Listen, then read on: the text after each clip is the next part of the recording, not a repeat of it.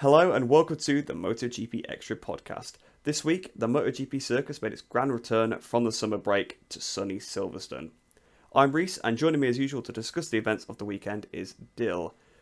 Now, before we do head into the actual podcast, we just want to say that all our thoughts are currently with Gino Ria, who suffered an absolutely huge crash at the Suzuka 8-hour practice, and it was absolutely awful to hear that news. He's just not in a great way, so we really wish him a speedy recovery. Hopefully he is on the mend and he can try and bounce back from this, but just, yeah, it's not good to hear, just absolutely terrible, but just thought we'd say that before we do head into the podcast. Now, it's been quite a while since the last one. It's been a summer break. Have you enjoyed your summer? Have you enjoyed your 5 weeks off, Dill? I thought I'd enjoy it more, but I actually not go too well. We had F1, we had Superbikes, we had some PSBs, so there was some racing, but like at the end of the day, GP is the premier class for a reason. It's what you want. So it was a long 5 weeks. There was many kind of Wednesdays. It was like, oh yeah, maybe there's GP this weekend, and then I realised no, it's another 3 weeks away yet, and you're like, oh yeah, and then next week will come, like, oh yeah, maybe again this. Oh no, it's still 2 weeks. So I had a lot of hoping, but I'm glad it's back now. We've pretty chaotic schedule for the next 3 or 4 months till the end of the year. Yeah, there's quite a lot of races to jam pack. 9 races to go in the season, of course, so there is quite a lot. But also quite a lot happened during that summer break. Of course, there was no races, but there were quite a few rider announcements. Probably the main two being Alex Marquez moving to the Gresini team for 2023, and then Alex Rins slotting into his place. The Gresini one definitely came as a surprise to me. I'm not sure about you. I definitely didn't expect to see Alex Marquez move there because it sounded like it was going to be Oliveira before the summer break. That sounded pretty shored up, but that wasn't the case at all. And obviously Rins to LCR, I think that had been known for quite a while. That was probably going to happen. But yeah, the Alex Marquez one was definitely a surprise to me. What did you think about that? I'll start with the Rins one. The Rins one was kind of like he's going to maybe get a Yamaha deal, but it was unlikely. And the LCR was kind of like, well, yeah, it was a good decision. It was not. It didn't come out of the blue. It was kind of, yeah, right move, decent team, decent rider. You'd hope that they can get a good package together. But the Alex Marquez, the Gresini one, was so unexpected that I had completely forgot about it. And about 10 minutes ago, I had to go through all the emotions of what? Alex Marquez is going to Gresini all again when we were getting the notes ready. I'd actually completely forgot about it because during today's races, Oliveira was being mentioned. And he's like, oh, he's on his way potentially to RNF. And I was thinking to myself, wasn't he in with the running of the Gresini seat? I wonder who's going there now, completely forgetting Alex Marquez altogether. Alex Marquez have a pretty forgetful season anyway. But I'm actually intrigued to see Alex Marquez. I'd love to see Mark Marquez. Yeah, that'd be great, wouldn't it? My brain went to a bit of a fantasy there of seeing one of the Marquez's on a red Ducati, but unfortunately I don't think that'll happen anymore. But Alex Marquez, he's a taller rider, bit like Luca Marini. Maybe he can get the most out of it. We'll see. I wish him well because he's had a torrid weekend and season, and he's never really got going. He had a couple of weekends while Mark was out injured in 2020 when he was on the Repsol, but his time in GP really hasn't been that great. No, it has been pretty poor, and like you say, torrid season, torrid weekend for all the Hondas. Really wasn't a good weekend for them. So those were obviously the main two things that happened. Well, the main two things that you'd expect would happen during a summer break, rider transfers. Now, there was one thing that was actually very unexpected and very, very poor, and that was obviously the whole Pecco Bagnaia drink driving situation. Of course, he basically had been out drinking and he tried to drive home and he crashed. And yeah, there seemed to be no punishment for it. I think obviously the Spanish police dealt with it in the way that they do, but other than that, there was not really any kind of punishment. The apology that he put up seemed a bit fake and was removed very shortly after. It was a poor situation, and I think a lot of people's respect for Pecco Bagnaia definitely dropped a lot after that. A lot of people's also didn't, judging by the online reaction, which was a bit scary, and what some people were saying, but a lot of people definitely losing respect for Pecco there. Yeah, about a week later, he was back doing Ducati PR, so that kind of says all you need to know that. Yeah. It was all brushed under the carpet very swiftly by Ducati and all. Now, it probably, if it's kind of bad to say the best time of the year to happen during the season break. If that happened of a Thursday or a Friday and there was a race the following weekend, there would have been a lot more drama, but it kind of settled down when we came to the Thursday pre-race press conference. He was asked about it. He was asked some weird questions, some by Simon Patterson, that he kind of was a bit, didn't really have an answer for, and Jack Miller kind of defended him.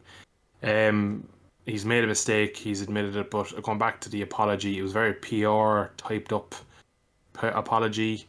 It kind of mentioned that I'm not much of a drinker. I had, So clearly not the case. yeah, because you don't think you're a I don't think anyone in the VR46 Academy is not a frequent drinker of wine and whiskey and everything else under the sun. Valentino was a party man for many years, even though he was a top level sportsman. Different times. But going back to it, he was saying something like he drank like half a glass of wine, and that difference in road surfaces or something, a bit of a weird, again, very weird one. And he drifted off the road, but like there was a picture of some Seat on like 3 wheels in the air. I don't know what had happened, but and he was like 4 times over the limit also. Yeah, exactly. So it was not just a glass of wine. Yeah, so yeah, it's disappointing. You think in today's world you just don't see this in any sport, and it's a bit of a letdown from Pecco, but sure, look, everyone makes mistakes, I suppose, and thankfully no one was injured. Yeah, that's the important thing. It shouldn't really have happened in the first place, but we'll move on because it's not something really we want to talk that much about. No. Yeah, it was just something, we felt need definitely to mention because it happened during the summer break. And then the most recent thing that happened literally on Thursday, I think it was Dovizioso announcing his retirement, but not just at the end of the season. Was actually mid-season. So after Misano, Dovizioso will step back from his riding duties and will retire from MotoGP, with Cal Crutchlow stepping in for the rest of the season. So that's nice for me to see a Brit back in the top-class paddock. But it was rumoured for a while that he might be leaving. I remember around about Mugello, it sounded like he was going to leave there. And I think there was rumours that Jake Dixon was being linked to that seat for the rest of the season. It all got a bit silly. That obviously didn't happen. But now it does seem like there was probably some elements of truth to that. I imagine they probably just didn't. He probably actually stayed because they couldn't get a replacement. I would have thought something like that potentially. So it does seem like now he obviously is leaving now. So it does seem like those rumours possibly were true at the time. But it's very, very strange. You think he would just do the last few races after. There's not many more. He probably just can't bother to go to the flyaways, I think. Probably what it seems like. I reckon it definitely has something to do with flying the flyways, the Japanese, all them high humidity races, the jet lag, all that. I just reckon, especially he's in Italy, he just doesn't want to. He just can just drive out. Like they're just dropping him off. Oh, just do one last race here, and you can make your own way home, kind of way. But on a serious note, I don't think he ever should have came back. Yeah, I don't think he should have came back. It was clear that he was never going to stay with Ducati as the 2020 season went on, but he's not a 22-year-old where you go, you take a year off, you ride superbikes every day of the week for 5 hours, and you come back and you're within FP2, you're back within the 1 or 2% off the top. He came back onto a bike that is absolutely nowhere. He said he just complained all year about the bike, which is valid because he is a very, very experienced rider, and his complaints were validated by Yamaha, confirming that a lot of their issues is what Dovizioso complained about when he came back. But what a disgrace it's been for him since he came back. And now I'm fairly sure he tried his best and stuff, but he just can't get that bike to go any quicker, and it's just kind of tarnished. It would have been nice. I would have rather him just kind of head away, but I felt like he had bad taste in his mouth, kind of not being able to get a contract with Ducati, and then he kind of flirted with Aprilia and then ended up doing motocross the year, and I think he wanted another crack at it, but fairly soon after he came back he realised that he was fighting an uphill battle, and I completely agree that if he had his way he would have walked away at Mugello and he would have done one final Italian GP, but they couldn't get it. I don't think for Yamaha's reputation they wanted a test rider on a second bike for 14 races of a season. So I reckon you're spot on there, and the fact that Jake Dixon was to do that either. I wouldn't have thought. Yeah, that's a full season pretty much, so. for a retired rider. A lot of the reasons riders retire these days is the pretty much they're being dragged around the world every week.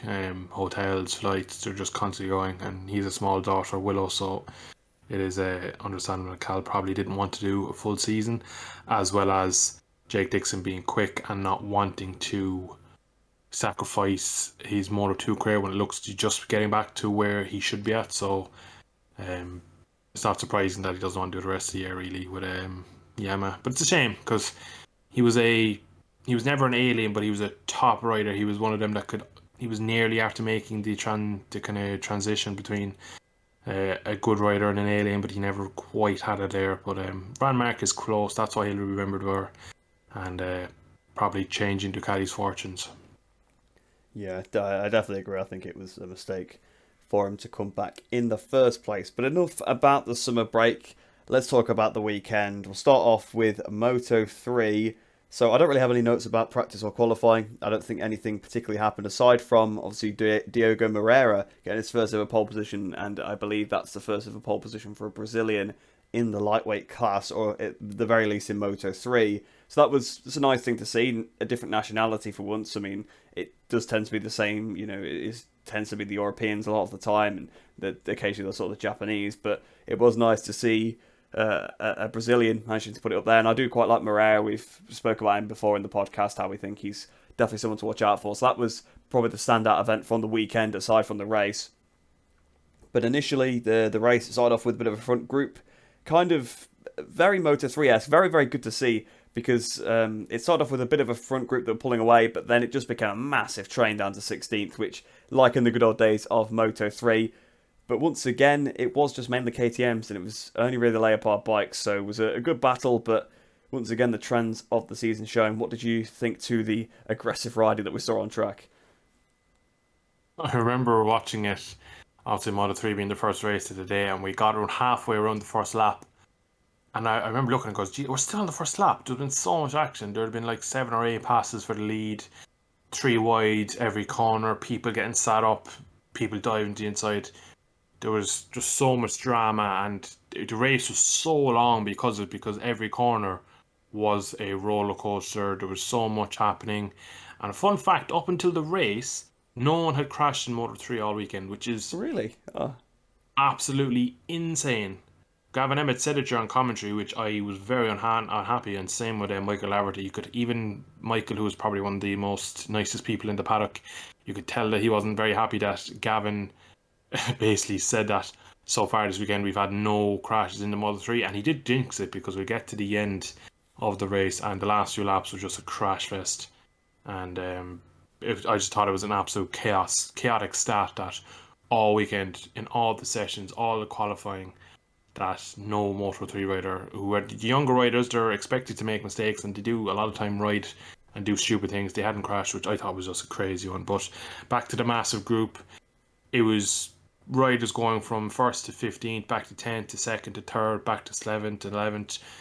It was all over the place. You just had to wait for the race to come to people. You never knew who was going to win it. You couldn't put a winner on it because you had Mino in 17th, you had Foggia in 2nd, you had John McPhee in 10th, and they all had equal chance of winning it because it was just every corner. They'd come into Vale every lap, and there would be like 3 different groups of 4 wide.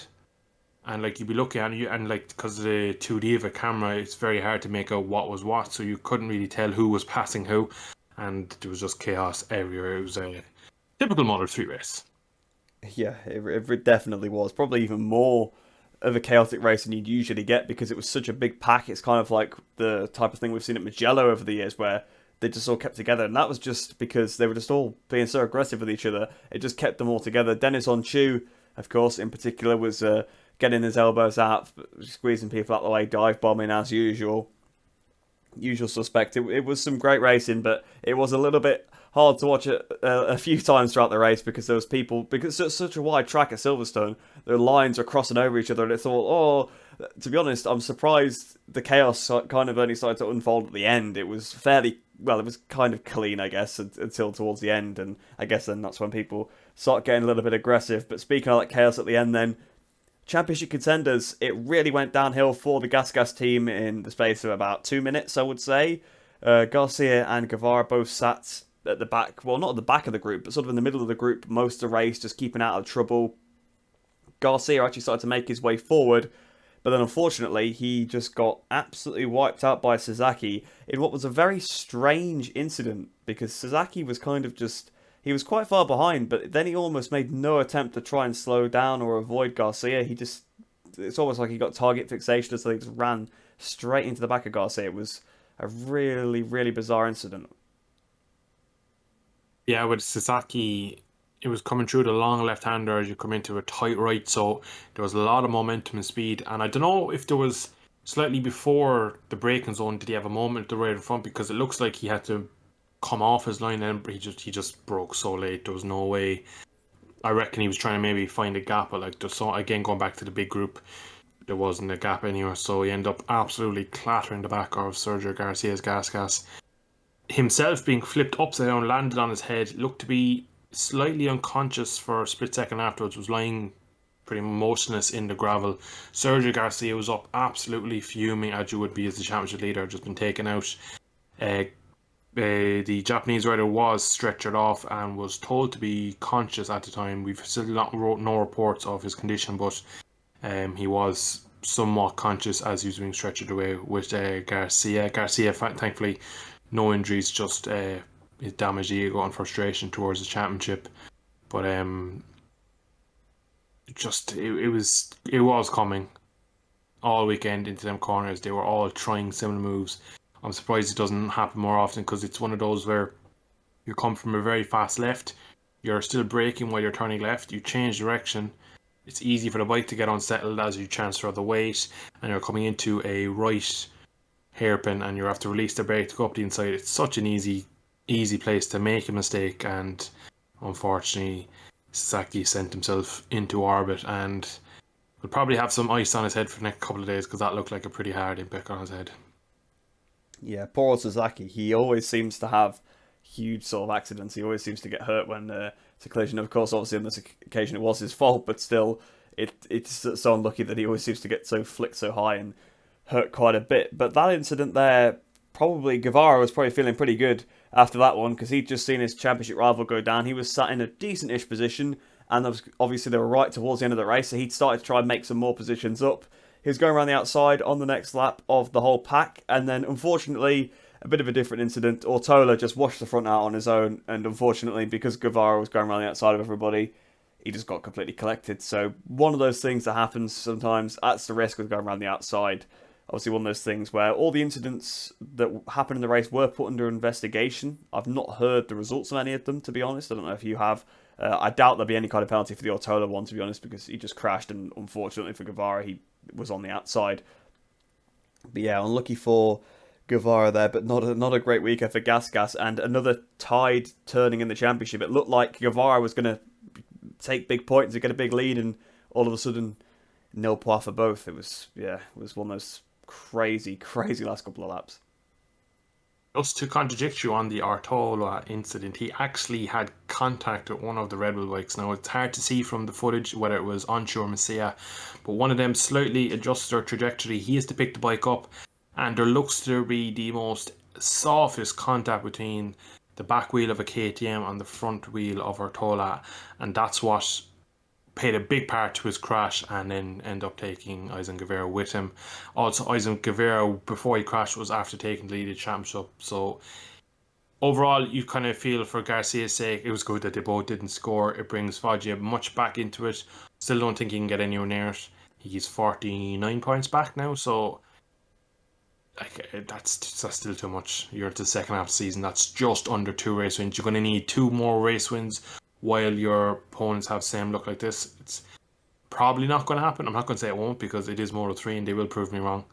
But yeah, it was a messy race towards the end. It was a shame to see all the championship leaders out, but as a course, it does bring the championship a bit closer, but just thankfully they're all unhurt for the most part. And I think, again, maybe Sasaki will cop a penalty for Austria. I don't think Ortola will, because of the fact that it was kind of a separate incident where he came off worse with the Red Bull bike, and then Guevara was just in the wrong place at the wrong time, unfortunately. So I reckon there won't be any penalties there. There shouldn't.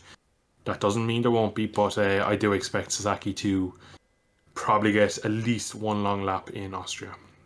Yeah, I think that probably would be the correct thing, just one long lap, because I think that's probably fair. It's like sort of the last couple of laps. It's easily done, but it was a clumsy error from him. So long lap penalty. That's what Fabio got for. I mean, I guess Aleix didn't crash, but you can't really say.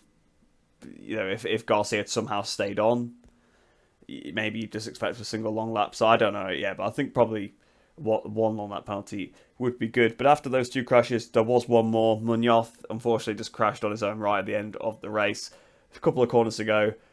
Do feel a little bit sorry for him there, but he is a rookie. He's gonna make these kind of mistakes. But you did touch on the fact Foggia there did get brought slightly back into the championship. He's a bit too far behind, like you say, but finally back on the top step.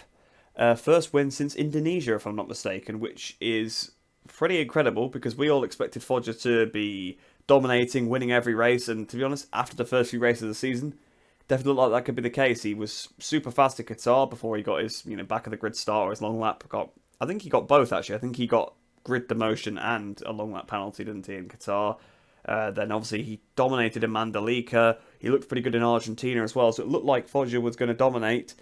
We didn't think it'd be all the way till after the second half of the season we'd see another win for Foggia. So I think that's down to the Honda as much as it is down to Foggia. I don't know what you think about that, but yeah, it was good to see Foggia on the podium, well, on the top step of the podium again, but I think it's a little bit too little, too late for Dennis this time.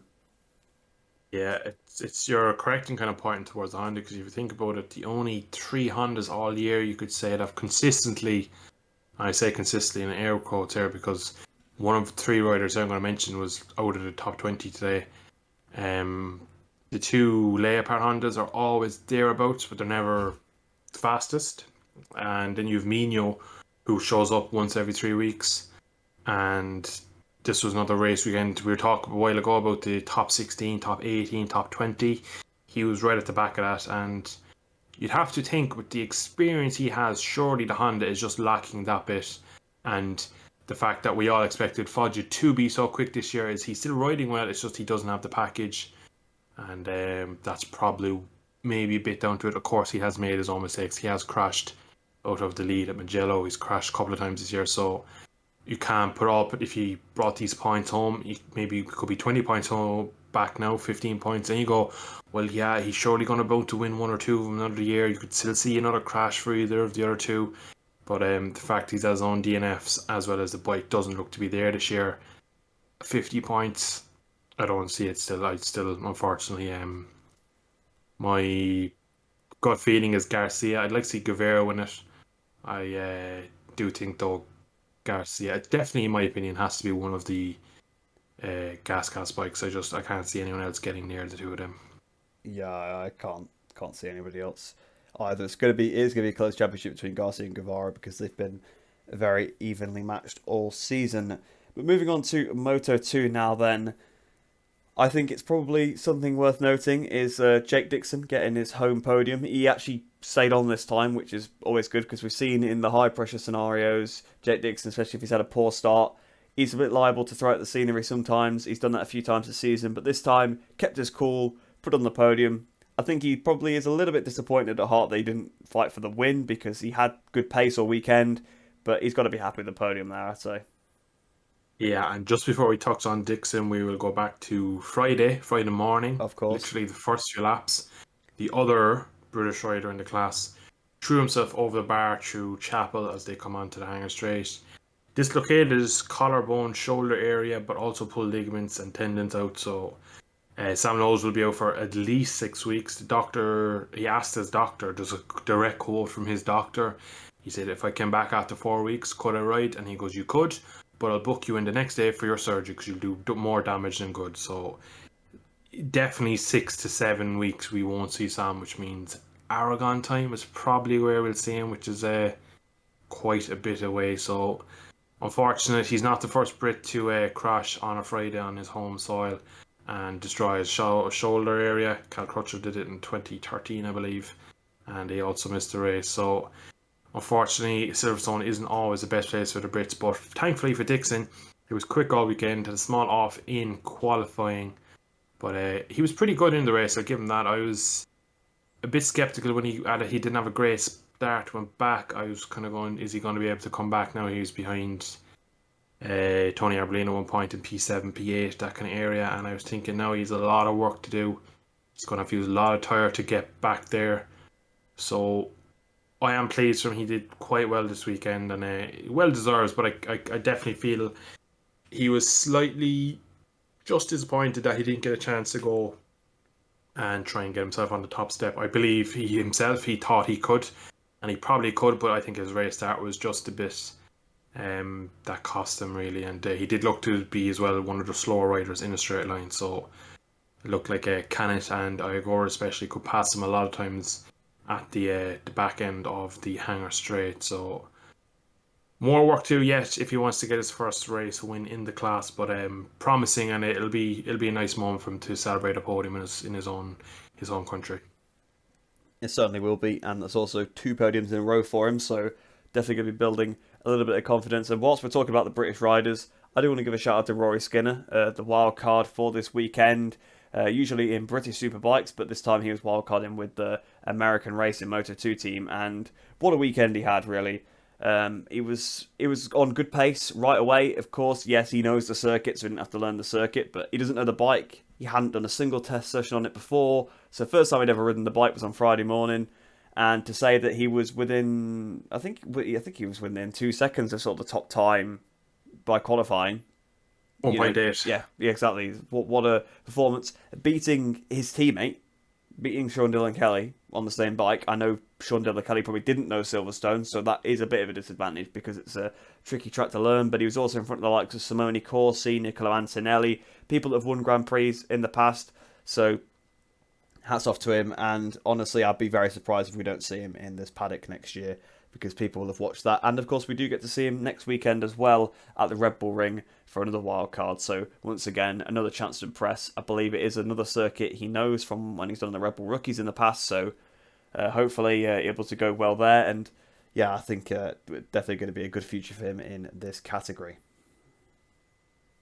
Yeah, Rory is such a highly rated rider, actually. He's been around the British Superbike paddock for a few years now. He's on his ZX10, which some argue isn't the best bike, and in his home race up in Scotland during the season he's done well, and he's been tipped for a while. Bradley Ray was the next big thing, coming to GP, coming to Moto2, and then he kind of went, I think maybe wrong bike, wrong seat, so just kind of bad timing from in the class. And now Skinner's come along and he does look the real lead. He looked good on the bike, and to be that quick, again, you could say he knows the track, but he doesn't know the tyres, doesn't know the bike, doesn't know the electronics, coming from a 1000cc ZX10 down to a 765 triple. Completely a world different material and riding style, but he looked good on it.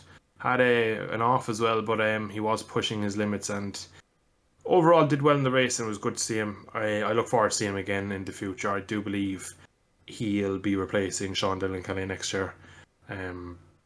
I don't believe Sean Dillon Kelly deserved a seat in the first spot. It was a bit of a weird signing at the time. He wasn't one of the fast guys in Moto America. It was just a bit of a weird one overall, but he's had such a horrid season now. Again, he doesn't know the tracks, doesn't really know the bike that much, so you could put that down to another year for Sean Dillon Kelly. I'm sure he'd make improvements, but the fact that Rory Skinner's already quicker than him is a telling sign. So yeah, I'd expect to see the number 33 back on the grid next year.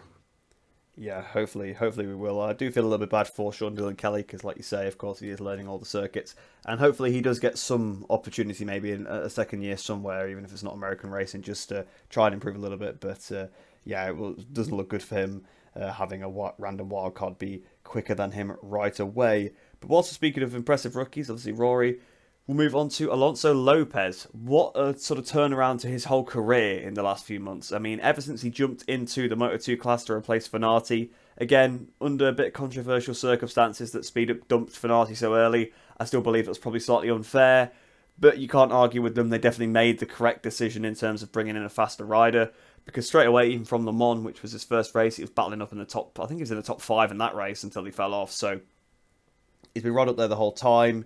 He's just always showed good pace. In Assen, he led for a good chunk of the race. And once again here in Silverstone, led for a good chunk of the race. Just lost out on the last lap to Augusto Fernandez, a rider who is very experienced in the Moto2 class, especially on that Kalex bike he's on. He's been on that bike for years. So, Alonso Lopez going from losing his Moto3 seats at last minute before the season a couple of years ago to now fighting for a race victory in the Moto2 class, and it not being a weird race, it being a completely normal race where he had the pace. Got to say, what a ride from him, and what a nice guy as well in the Part Ferme interview as well. Really, really rooting for him. Hopefully he can continue this improvement in this good performance, because the Bosco Sciuro, a little bit of a dodgy bike from time to time, but he seems to be making it work lately. Yeah, and the telling sign is that if we look back to the start of the season, we had Fermin Aldeguer, who everyone was banging the drum about him and how quick he was, and he did show promise, and he was outside the points today, and his teammate was leading the race for the most part. He came through a few riders, got to the front, and if it wasn't for a very experienced rider from Augusto Fernandez, he probably would have won that. He did pretty much everything right. I didn't expect the Red Bull rider to get it stopped in Brooklands. I was expecting him to get cut back into Luffield, but Fernandez just did enough to stay ahead into the final corner. And I felt a small bit disappointed for Lopez. I didn't manage to get the win after doing all the hard work. But it just shows why Augusto is probably the favourite for the championship, is that he was battling for P4, P5, and managed to pull himself out of that and catch the leader and pass him and get the win. It does show he has championship pedigree, but Lopez has a lot to learn yet, and I do see him being a top runner. Maybe in the future on a Kalex, I'd like to see him up against the likes of the regulars, and maybe he could be a future champion in the class. Yeah, it definitely would be good to see him on a Kalex, to be honest, if he's doing this on Bosco Sciuro, but I guess we'll have to see what happens in the coming seasons. But moving on to the championship contenders then. So we'll start off with Celestino Vietti. Didn't really... Another one of those weekends where he was kind of nowhere. I think this kind of is the beginning of the end for him now. After this race, it's been so many races where he's kind of been nowhere. He did also have a long lap penalty to contend with, which he had to take in an interesting position anyway. I think he was in about 10th place when he took it, so he wasn't doing well before that. The long lap penalty picked up, really weird one. Practice starts, he pulled up in front of everybody else, which if you didn't know, you have to pull up behind, because when someone's in a practice start, obviously they're going to pull off. So if you stop right in front of them when a bike is trying to accelerate behind, of course that's really dangerous. So he got a long lap penalty for that, and deservedly so. It is in the rules. But yeah, he seemingly was nowhere, had the long lap penalty, but then still sort of came home in the top 10. So scored some decent points, but again, just another weekend where he didn't show any pace. Yeah, unfortunately for him, it is only his second year in the class. I think he just is lacking a bit of experience, a bit of race management, and just more like weekend experience. He doesn't seem to be able to put a whole weekend together. And then when we get to the race day, he's always slightly out of position, or he has a penalty or something. The penalty was stupid. It's just common sense. You don't pull up alongside him, then cut across 6 riders to go on the inside of the track to do your race start on nearly the grass. Very, very confusing when I saw that. I don't understand the logic. I don't understand what he's doing. It's stupid, really, and it didn't do any favours for his race. I don't think he had pace to battle for the top 5, the Canets and all them. I don't think he could get near that pace anyway. He finished about 3 or 4 seconds off a P5, a long way back from the podium. But we go to Misano soon. Maybe he might spark something there and have a good run in. But today's race, winner Augusto Fernandez is putting a march on, and Iagora again being there just tells me that unless Vietti goes on a run of podiums and can start to beat these guys, or they start to have troubles, he's pretty much settling for third in this championship. Yeah, he definitely does need to pull his socks up, like you say. Misano definitely could be a place. The VR46 guys basically live there, so they've got a lot of data there. They ride around there so much. They've got a groove worn into that circuit, so it probably will be a good track for him. Obviously, we saw he was fairly quick at Mugello as well, the other Italian circuit, so I definitely would expect to see him up there. But Augusto Fernandez really is starting to run away with the championship now. It's that 3 victories in a row, if I'm not mistaken. If you remember back to Sachsenring, what a dominant performance, won by 9 seconds. Assen won in a bit of a scrap at the end. I mean, he obviously sort of took the lead and pulled away a little bit, but today won on the last lap scrap. Sort of had to fight his way through the lead group a few times, and then obviously managed to bridge the gap to Alonso Lopez. Really starting to look, the real deal. It would have been interesting to see how Pedro Costa got on. Obviously, the IO bike is really, really good. Pedro's still out, unfortunately, was declared unfit. Hopefully, he'll be back for the next race, but it would be interesting because Acosta was kind of also on a bit of a run of form just before he injured himself in training. So it would have been interesting to see how Acosta would have got on in these last few races, whether he would have potentially beat Fernandez. Of course, he's not going to be winning the championship this year, Pedro, but he could have still been fighting for those victories. But Augusto Fernandez now doesn't really seem anybody that could keep up with him. He just seems supposed to do whatever, which is a stark contrast to the start of the season. Remember when we were saying earlier on how he's on the IO bike, he should be doing better. He just doesn't seem to be coming together with him. He tops free practice, but then he qualifies nowhere, crashes in the race. Remember Mandalika had such a clumsy accident in turn 1. But look at him now. No one would have thought this is where he was at now. Taking the lead in the championship by a decent-ish margin, because he obviously was the joint leader going in. He's got about 13 points over Iagora now, I believe. So, yeah, it's really starting to come together for Augusto Fernandez. Yeah, and for a rider who had shown talent back into 2019 season, going on a bit of a run, winning a couple of races in a row, he just went quiet and looked like he lost a bit of form, a bit of confidence, didn't really have the bike underneath him, made a couple of switches between teams, and then once again, he gets into the IO squad, and whatever Aki IO does, he just makes winners. It has to be down to him. It can't be, in my opinion, the bike, because you see these riders come in. Remy Gardner, that's always been there about. Very similar, you could say, to Augusto, in the fact that he's quick, has potential, has had good results, has had silly mistakes, and goes missing for most of the year. Goes into the championship team like that, and surrounded probably by better mechanics, better data engineers, better analysts. Probably the bike is probably maybe set up a bit better. They have another better understanding of the bike, and it's taking a bit longer for him to click. Whereas Remy Gardner was out of the box, a championship challenger, and led most of the championship.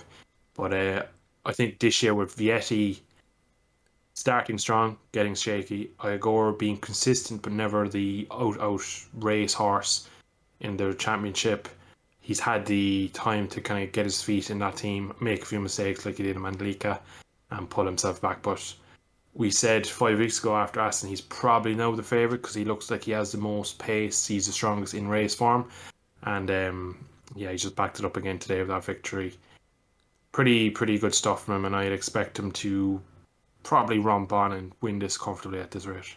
Yeah, it does seem that way. I think he probably will be the sort of bit of a runaway champion now. Still 9 races, so plenty of time for him to pull a gap and win it with a couple to spare. That's Moto2 then. Moving on to the main class, the main event, MotoGP. And we'll get started with Johan Zarco. Puts it on pole, showed good pace all weekend. Really looked like this was his chance to finally win a MotoGP race. 9 second positions, if I'm not mistaken.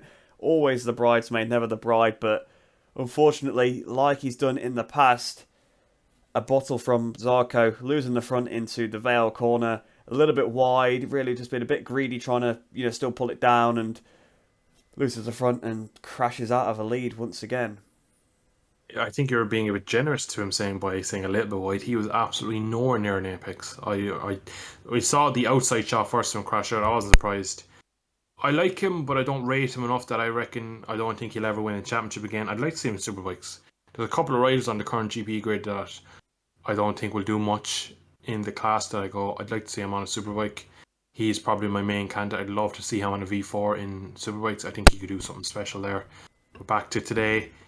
He was brilliant over the one lap. Crashed twice already this weekend, so I knew he was at his limit. Stuck it on pole. All-time record lap time. He looked phenomenal.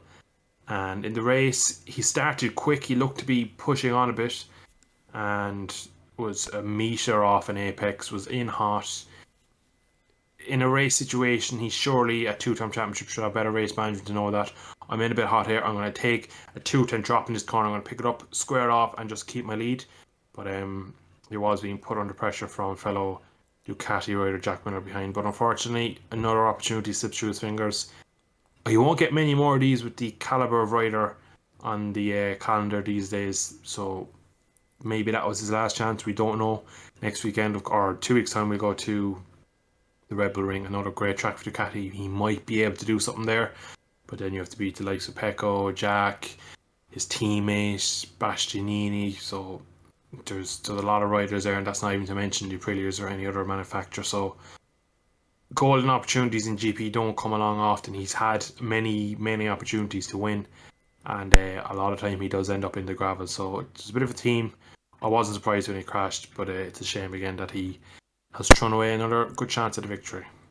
Yeah, it really is a shame for him, Zarco. Just once again, like you say, there are some really fast up and comers, especially on those Ducatis. We've got Bastianini, Martin, both up there in the race, obviously today, and they both look set to have factory equipment underneath them for the next season. One team or the other, either way. So yeah, this could be really Zarco's last chance. We'll have to see. He does tend to perform well at some circuits, like you say, Red Bull Ring coming up next. That's Ducati Central, so potentially he could do, but. Another opportunity slips through his fingers.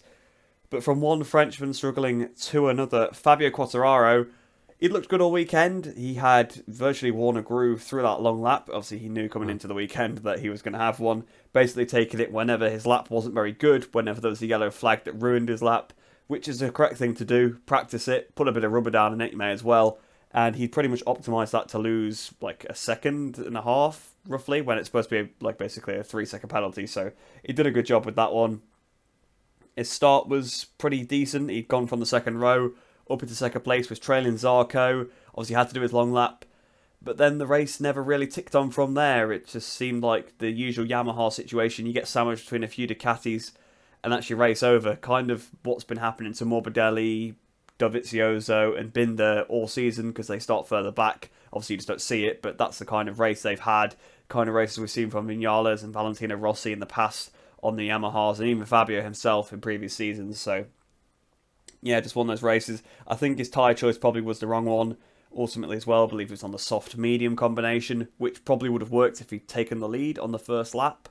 But because he didn't, then it was just going to overheat the typical Michelin tyre problem. So, yeah, Fabio, after that long lap, he just didn't really work for him.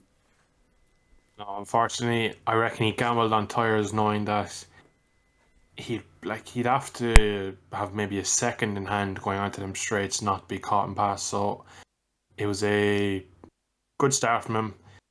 He always had the penalty, and I reckon maybe if he got to the lead, he could have pulled big enough a gap that he might have been able to do like a semi-qualifying stint of like 3 quick laps just to break it, lose the second then, and maybe fall back in somewhere on the podium.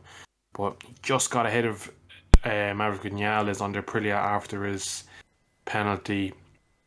His racing there was kind of ruined. He was behind fast bikes in front of him, and typical Yamaha story, doesn't have the power to overtake.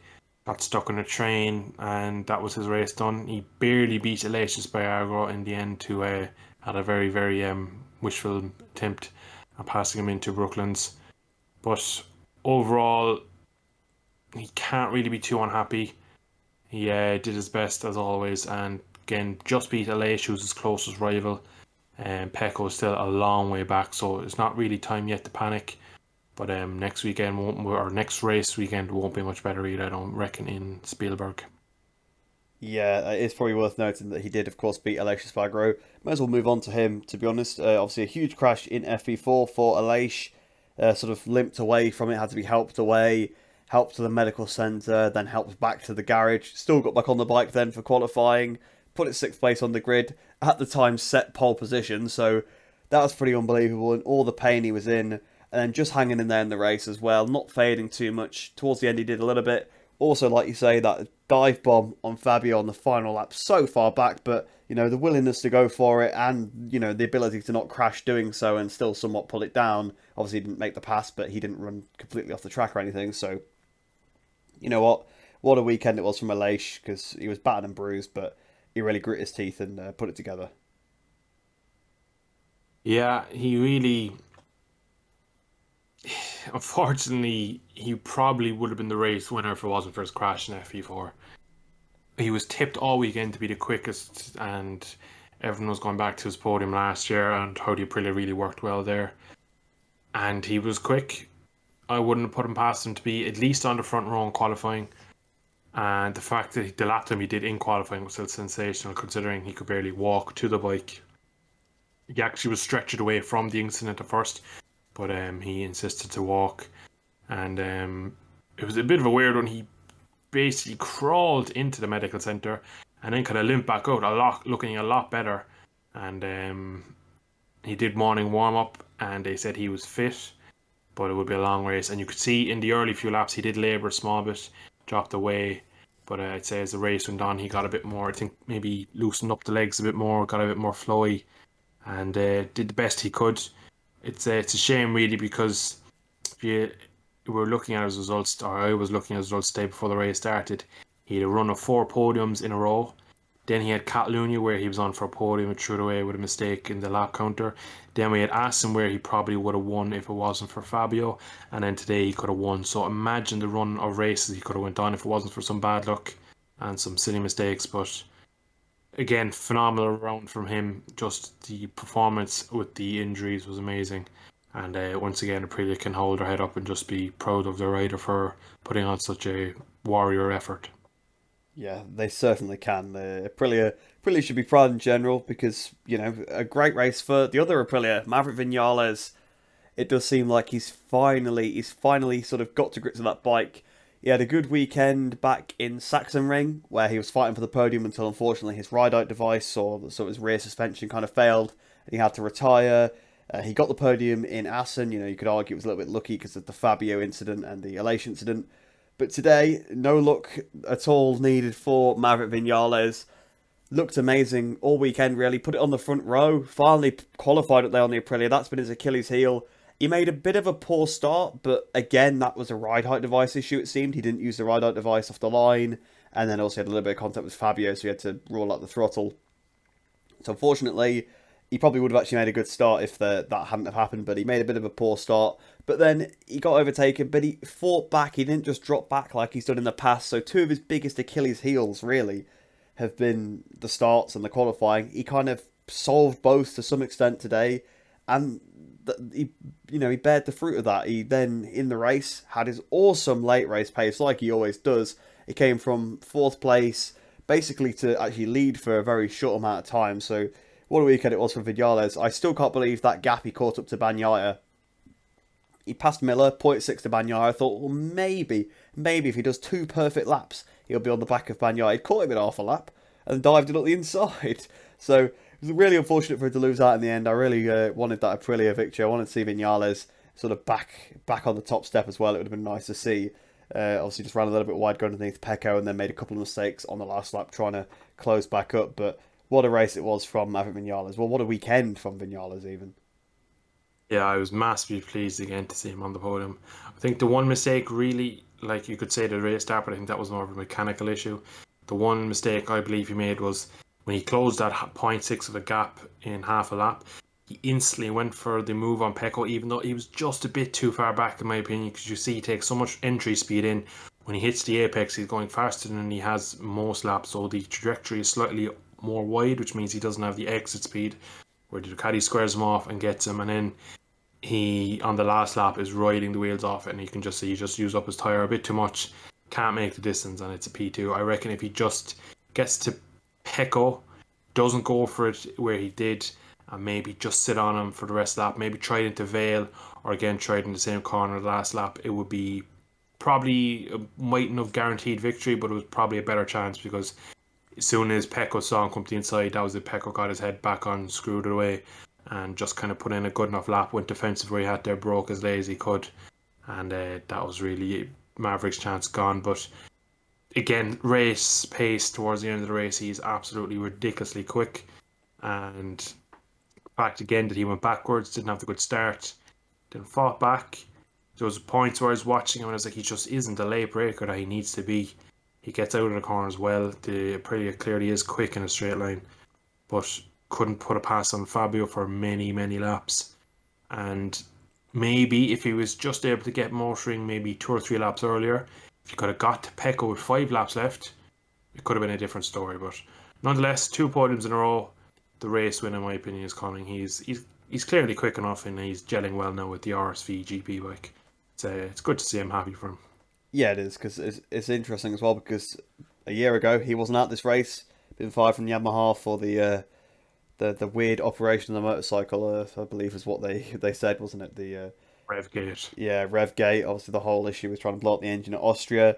So it's good to see sort of a year on, sort of the stories come from full circle, and he almost could have won today. That would have been the fairy tale, but I tell you what, he still seemed happy with second place. He knew he had the pace to win that one. He just got a bit unlucky. I think Martin repassing him at one point really did him over as well. Cost him probably a lap or two's worth of progress when Martin did that. So, yeah, Vinales definitely going to take some confidence from that one. But the winner today, Pecco Bagnaia, I guess kind of putting his season back on track a little bit. You know, bouncing back from, well, it's a two in a row now. So he's bounced back from some of the poor form, but I think he's still too far behind in the championship to be a factor. But of course, you know, Fabio and Aleix do continue to have poor weekends like this. It obviously is still mathematically possible. So I guess we technically can't count him out, especially with some good Ducati circuits coming up, such as the Red Bull Ring. So another good race for Pecco.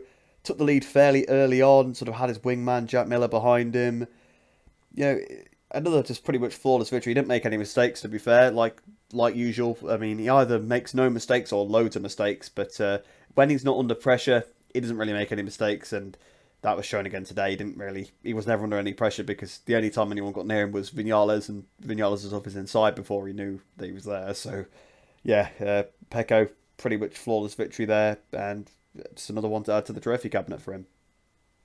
Yeah, and the key to Pecco's championship push last year was the second half of the season. He went on a run where he was just quicker than Fabio, was beating him to pole positions, was beating him in the race. So it could be a carbon copy of last year. This year is that he'll probably beat him to the end of the year, but not beat him overall just because of his poor start. I do expect him to beat him in Aragon, probably Misano, the likes of the flyaways. A lot of them are kind of power tracks, as well as Austria in 2 weeks' time. I just see the Ducati working better at them tracks than the Yamaha, not really using the rider as the definite answer. It'll be more that they'll come out to the machinery. So it'll be a big indication of how the season will go after, in this next podcast when we are doing the Austria one, how well Pecco does there, how well Aleix has done there, and also how bad or how much damage limitation Fabio has done. So for me, Fabio just needs to start taking podiums now. I think he's done enough with the race wins to get himself ahead, but from here on now, he's had a poor Aston, poor Silverstone. Because of the Aston, we could say, you could probably argue that he probably could have got a podium today if it wasn't for the penalty, putting him back behind Ducatis of Miller and all the other kind of likes of that. So one small mistake and he's lost 2 weekends to it. He's lost points to his main championship rivals. What is to being said that next weekend he doesn't crash trying to pass a Honda in P7. It can happen, these things. It can go on a bit of a roll. He can get in his own head. So he needs a good performance next time out. But Pecco, pretty surprising really he won that race, because he didn't seem to have the pace all weekend. It was a bit of a weird one. He's P20 in FP4, which is usually your race runs. So it was an interesting one.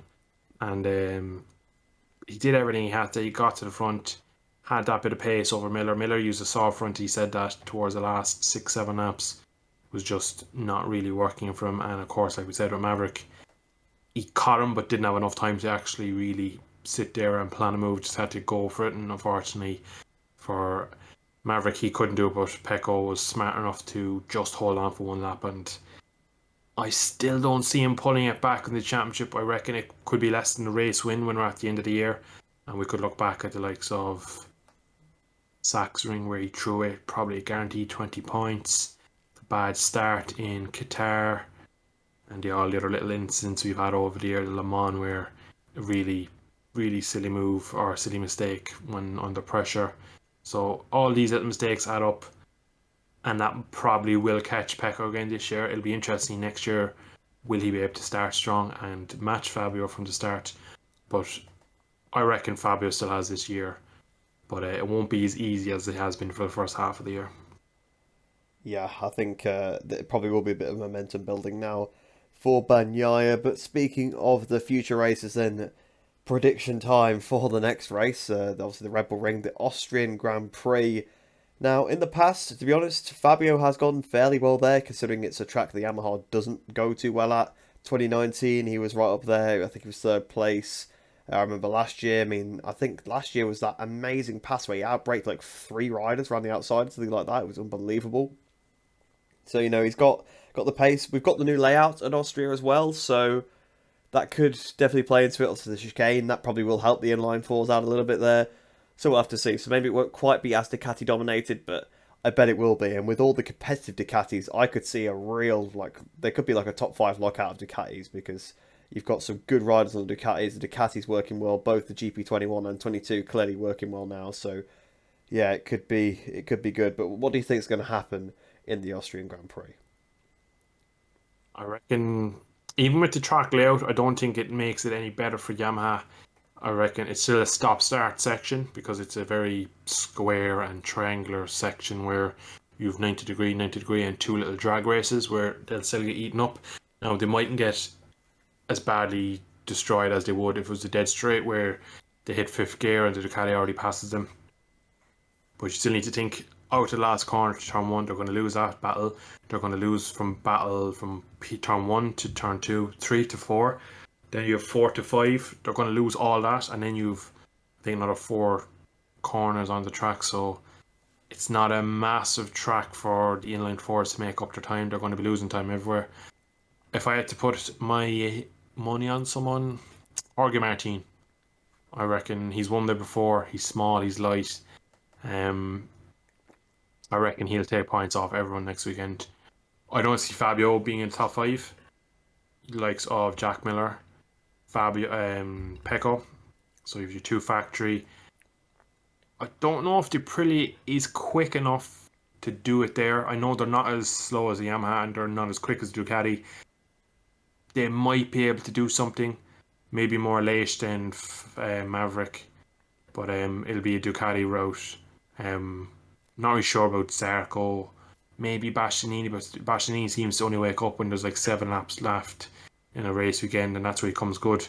So it'll be an interesting one, but it'll be a bit of a train race again. But I reckon the Yamahas will be absolutely destroyed again. Well, there you go then. Some bold predictions there. Martin obviously did win it last year, so he could be very, very fast. But that pretty much brings this episode to a close. So I hope you guys have enjoyed this one. If you are watching on YouTube, do like the video. If you are listening on Spotify, do rate the podcast 5 stars because it really does help. But I've been Reese. He's been Dill. We'll see you in the next episode.